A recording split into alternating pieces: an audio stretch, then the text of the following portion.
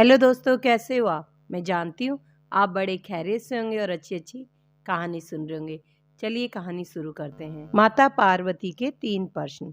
Number 1, कौन सी स्त्री के भाग्य में पुत्र नहीं होता। नंबर 2, कौन सा गहना पहनने से दर्दनाक मौत होती है। नंबर 3, कौन सा श्रृंगार करने से स्वर्ग की प्राप्ति होती है। एक बार माता पार्वती कैलाश पर्वत पर भगवान शिव के साथ बैठी हुई थी। माता पार्वती ने भगवान शिव से कहा, हे स्वामी, मेरे मन में 3 प्रश्न उठ रहे हैं। यदि इन तीनों प्रश्न के उत्तर देकर आप मुझे संतुष्ट करेंगे तो मेरे मन को बहुत शांति मिलेगी। तब शिवजी ने कहा, हे देवी, आखिर तुम्हारे कौन से 3 प्रश्न हैं। जो पार्वती कहती है, स्वामी, मेरा प्रश्न पहला कि कौन सी स्त्री के भाग्य में पुत्र नहीं होता, और मेरा दूसरा प्रश्न है कि कौन सा गहना पहनने से स्त्री की दर्दनाक मौत होती है, और मेरा तीसरा प्रश्न है कि स्त्री का कौन सा श्रृंगार उसे स्वर्ग में स्थान दिलाता है। तब शिवजी कहने लगे, देवी, ये तुम्हारे तीनों प्रश्न महत्वपूर्ण हैं। जो भी व्यक्ति इन तीनों प्रश्न के उत्तर समझकर इस प्राप्त ज्ञान को अपने जीवन में उतार लेता है तो उसे जीवन में सुख की प्राप्ति होती है। शिवजी ने कहा, देवी, अब मैं तुम्हारे तीनों प्रश्नों के उत्तर एक कहानी के माध्यम से देता हूँ। इस कहानी के माध्यम से तुम इन तीनों प्रश्न के उत्तर ठीक तरह से समझ पाओगी। ध्यान लगाकर सुनना। पार्वती कहती है, ठीक है स्वामी, मैं आपको वचन देती हूँ, जब तक आप कहानी सुनाओगे तब तक मैं कहानी बड़े ही ध्यान से सुनूंगी। आप कृपा करके कहानी प्रारंभ कीजिए। शिवजी ने कहा, देवी, किसी राज्य में एक छोटा सा नगर था। उस नगर में एक सेठ रहता था। उस सेठ के 2 बेटे थे और सेठ के बेटों की शादी भी हो चुकी थी। सेठ की पत्नी और सेठ के बड़े बेटे दोनों का स्वभाव दुष्प्रवृत्ति का था। इसलिए सेठ की पत्नी अपने बड़े बेटे की पत्नी से बहुत ही ज़्यादा प्यार करती थी, मगर छोटे बेटे की पत्नी जो थी वह बड़ी ही अच्छे स्वभाव की थी और पूरे घर का काम काज भी वो अकेले ही करती थी। इतना कुछ होने पर भी सेठ की पत्नी और बड़े बेटे की पत्नी छोटी बहू का हमेशा ही अपमान करती रहती थी। शिवजी ने कहा, देवी, सेठ के बड़े बेटे की बहू को एक बेटा था और छोटी बहू को एक बेटी थी। सेठ की पत्नी हमेशा पुत्र को लेकर छोटी बहू को ताना मारती रहती थी, लेकिन वो क्या करती, वो हमेशा उनके ताने सुनती रहती थी। तब भगवान शिव कहते हैं, हे देवी, अब मैं तुम्हें छोटी बहू की कहानी अच्छी तरह से समझाता हूँ। इस कहानी से तुम्हें तुम्हारे पहले प्रश्न का उत्तर मिल जाएगा। तुम्हारा पहला प्रश्न था कि कौन सी स्त्री के भाग्य में पुत्र की प्राप्ति नहीं होती है। तब भगवान शिव कहते हैं, देवी, उस सेठ की जो पत्नी थी वो पहले से ही बड़ी दुष्ट थी। उसके कुटिल स्वभाव से सभी घर वाले बहुत ही ज़्यादा परेशान थे, परंतु अपनी सीधी सादी छोटी बहू को वह कुछ ज़्यादा ही परेशान करती रहती थी। उसको सताने में उसको बहुत ही ज़्यादा आनंद आता था। सेठ के छोटे बेटे की पत्नी का नाम गीता था। बेचारी गीता सुबह जल्दी ही उठकर अपने काम काज में लग जाती थी। इतना करने पर भी सेठ की पत्नी की निगाहों में गीता हमेशा ही खटकती रहती थी। एक दिन की बात है, गीता घर पर झाड़ू लगा रही थी तो सेठ की पत्नी बोली, क्या तेरे हाथों में जान नहीं है? जल्दी जल्दी हाथ चला, मैं मंदिर जा रही हूँ। मेरे मंदिर से लौटने से पहले खाना बनाकर तैयार रखना। बेचारी गीता करती भी तो क्या, वह अपनी सास की बात सुनती रही और घर की सफाई करने के बाद गीता खाना बनाने लग गई। खाना बनाते समय वो मन में सोच रही थी कि मैं इतना काम करने के बाद भी एक पल के लिए चैन की सांस नहीं ले पाती हूँ और मेरी सासू माँ हर समय मेरे काम में कोई ना कोई गलती निकालती रहती है। गीता यह सब सोच ही रही थी कि जितने में दरवाज़ा खटखटाने की आवाज़ आई। तो गीता ने सोचा कि अभी तो भोजन तैयार ही हुआ है, लगता है मेरी सासू माँ जल्दी ही लौट आई है। जब गीता ने दरवाज़ा खोला तो उसने देखा कि बाहर दरवाजे पर एक साधु महात्मा खड़े हैं। वो साधु महात्मा गीता से कहते हैं, बेटी तेरा सुहाग अमर रहे, बाबा को थोड़ा भोजन करा दे, मुझे बड़ी ज़ोर से भूख लगी है। शिवजी ने कहा, देवी गीता बहुत ही सुशील और संस्कारी थी। उसने सोचा कि साधु को भोजन करा दूं तो, परंतु यदि मेरी सास माँ आ गई तो मेरी खैर नहीं। फिर कुछ देर तक सोच विचार करने लगी। बाद में उसने साधु को भोजन कराने के लिए अंदर आने को कहा और उसी समय गीता के मन में विचार आया कि सासू माँ से डरना कैसा, यदि मेरी सासू माँ आ भी गई और मुझसे कुछ कहेगी तो मैं उनसे कह दूंगी कि मैं अपने हिस्से का भोजन इन साधु को दे रही हूँ।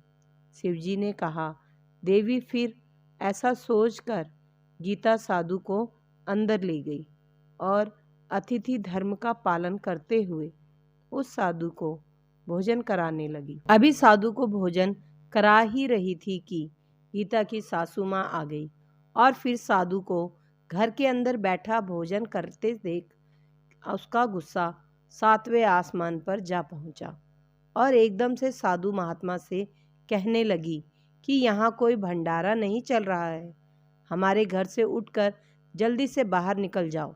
गीता ने अपनी सासू माँ को रोकने की बहुत कोशिश की, परंतु उसने साधु को धक्के मारकर घर से बाहर निकाल दिया और उसका खाना उठाकर फेंक दिया। अब उसका क्रोध गीता पर टूट पड़ा और कहने लगी, मैंने तुझे कहा था कि अन्न का एक दाना भी बर्बाद मत करना, लेकिन तूने यह क्या किया? तूने इस साधु को इतना सारा अन्न खाने को दे दिया। शिवजी ने कहा, देवी गीता डरती हुई बोली, माँ जी मैंने तो उसे अपने हिस्से का भोजन दिया था, इसमें इतना भला बुरा कहने की क्या बात है। अतिथि तो भगवान का रूप होता है और अतिथि धर्म का पालन तो हर गृहस्थ को करना चाहिए। शिव कहते हैं, इस प्रकार काफ़ी देर तक सास बहू के झगड़ा चलता रहा और अंत में उस बदचलन सास ने गीता को भी धक्के मारकर घर से बाहर निकाल दिया। अब वो बेचारी रोती हुई घर का दरवाज़ा खटखटाती रह गई, परंतु उसकी सास पत्थर जैसी बन गई। उसका दिल नहीं पिघला। अब गीता के पास एक ही रास्ता बचा था कि वह अपने मायके में लौट जाए। भगवान शिव कहते हैं, हे पार्वती, इस प्रकार गीता दुखी होकर अपने मायके के लिए निकल गई और बीच रास्ते में एक घना जंगल भी पड़ता था। गीता भूख प्यास में तड़पती हुई अपने मायके के लिए चल रही थी। तभी अचानक जोर से बादल छाए और मूसलाधार बारिश शुरू हो गई। भगवान शिव कहते हैं, हे देवी, बारिश से बचने के लिए गीता ने एक पेड़ की शरण ली, लेकिन बरसात का वेग इतना तेज था कि बचना मुश्किल हो गया था। अब उस पेड़ में एक कोक बनी हुई थी। गीता यह सोचकर उसमें घुस गई कि बारिश रुकने पर बाहर निकल जाऊंगी और जब तक बरसात हो रही है वह कोख में अपनी सुरक्षा कर सकती है। भगवान शिव कहते हैं, हे देवी, जब गीता उस पेड़ की कोख में घुसी तो उस कोख के अंदर उसे एक साधु मिले। साधु ने कहा, बेटी रोना धोना बंद कर दो। मुझे मालूम है कि तुम्हारे ससुराल वाले तुम्हारा अनादर इसलिए करते हैं कि वह बड़े दुष्ट पर्वती के हैं, और तुम्हें ताने इसलिए मारते हैं कि तुम्हारी जेठानी को पुत्र की प्राप्ति हो गई है और तुम्हारे अभी तक पुत्र की प्राप्ति नहीं हुई है। इसलिए तुम चिंता मत करो। मैं तुम्हें यह कागज़ देता हूँ। इस कागज़ में जो उपाय लिखा है उसे पूरी निष्ठा से करना, और फिर तुम्हें एक गुणवान पुत्र की प्राप्ति होगी। इस प्रकार वो साधु महात्मा कागज़ देकर वहाँ से अंतर्ध्यान हो गए। उधर जब बरसात बंद हो गई तो गीता को ढूंढता हुआ उसका पति वहाँ पर पहुँच गया, और फिर गीता मायके न जाकर उस जंगल में एक झोपड़ी बनाकर रहने लगी। भगवान शिव कहते हैं, हे देवी पार्वती, एक दिन की बात है, गीता को पुत्र का ख्याल आया और सोचने लगी कि यदि मेरे भी एक पुत्र होता तो ससुराल में मेरी भी इज्जत होती। वह ऐसा सोच ही रही थी कि उस साधु का दिया हुआ कागज़ याद आ गया, और जब गीता ने पुत्र प्राप्ति के लिए उस कागज़ को पढ़ा तो उसमें लिखा था, बेटी, पुत्र प्राप्ति के लिए हमेशा स्त्री को रात्रि के समय पुरुष के बाईं तरफ सोना चाहिए। ऐसा करने से कुछ समय के बाद मैं बाएं करवट लेटने से नाक का दायां स्वर और दाहिनी करवट लेटने से नाक का बायां स्वर चालू हो जाता है, और फिर जब भी पुत्र प्राप्ति की इच्छा हो तो उस स्थिति में मिलन से पहले यह निश्चित कर लेना चाहिए कि पुरुष का दाएं स्वर चलने लगे और स्त्री का बायां स्वर चलने लगे।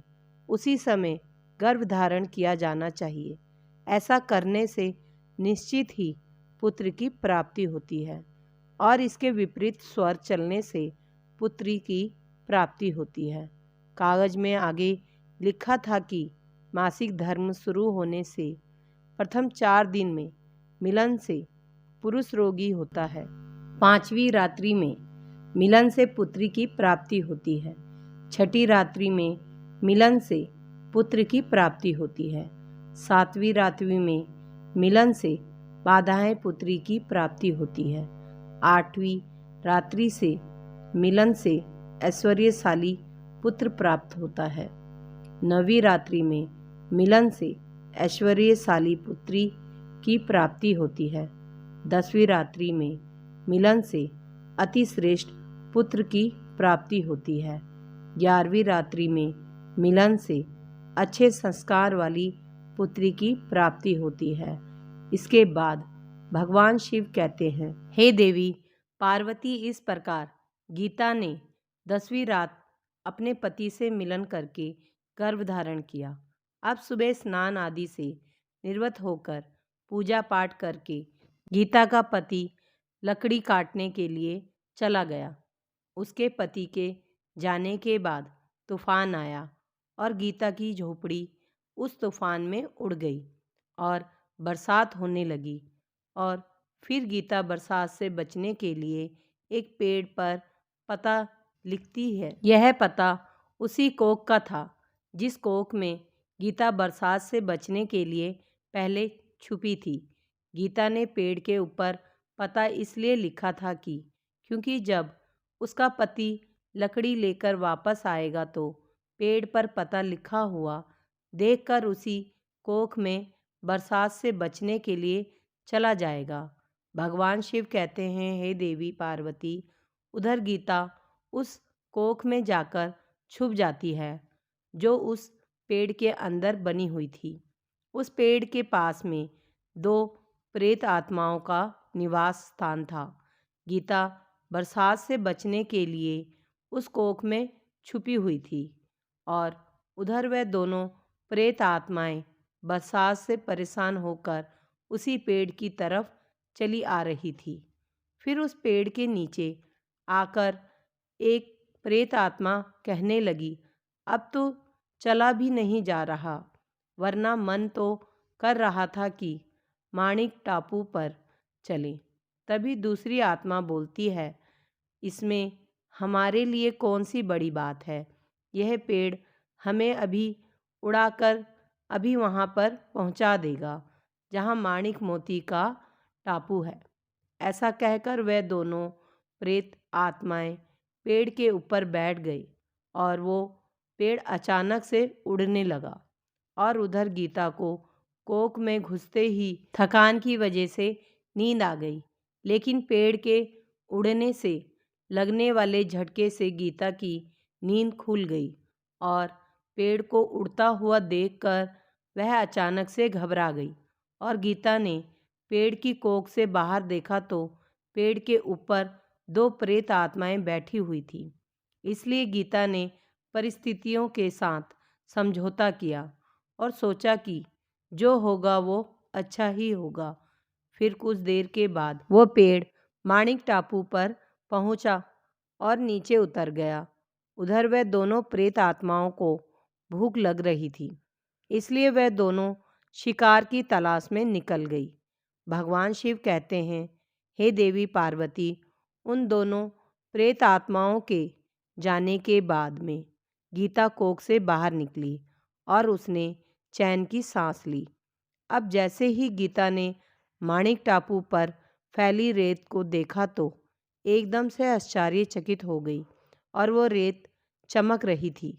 और जैसे ही गीता ने रेत को हाथ में उठाया तो खुशी से झूम उठी। अरे, यह तो माणिक मोती की रेत है।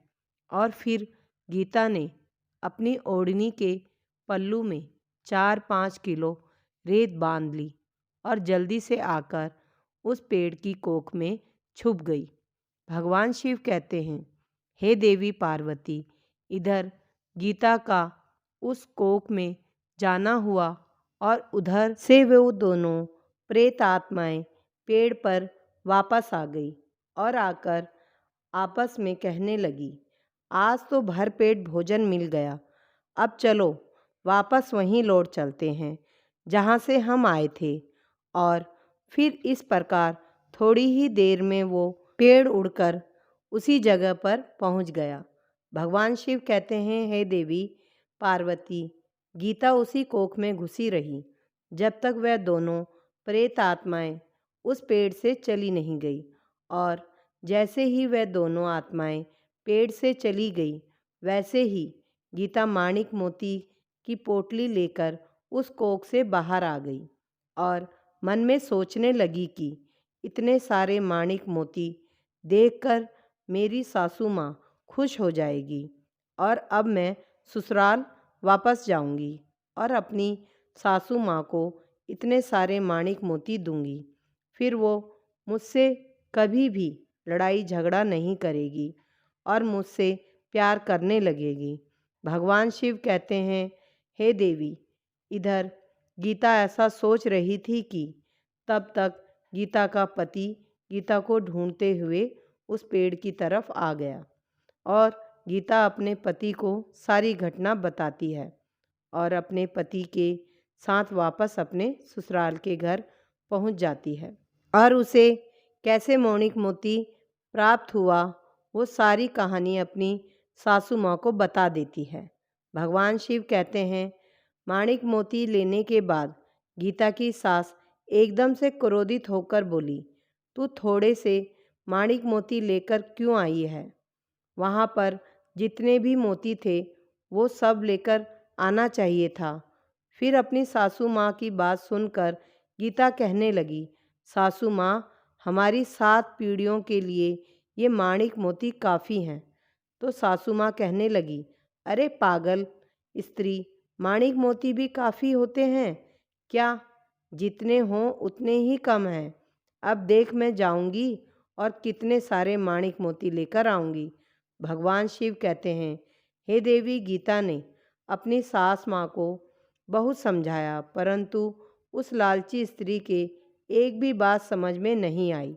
उसने गीता की एक भी बात नहीं सुनी और जाकर उस पेड़ की कोख में बैठ गई। उधर वह दोनों प्रेत आत्माएं जैसे ही पेड़ पर आई तो अचानक से वो पेड़ उड़ने लगा। उधर पेड़ उड़ता हुआ जा रहा था और उधर वो गीता की सासू माँ बहुत ही खुश हो रही थी कि आज मैं बहुत सारे माणिक मोती लेकर आऊँगी। भगवान शिव कहते हैं, इधर वो अपने मन में खुशी मना रही थी और उसी समय एक प्रेत आत्मा बोली, चलो आज माणिक टापू पर नहीं चलकर मत्स्य टापू पर चलते हैं। आज मछलियाँ खाने का बहुत मन कर रहा है।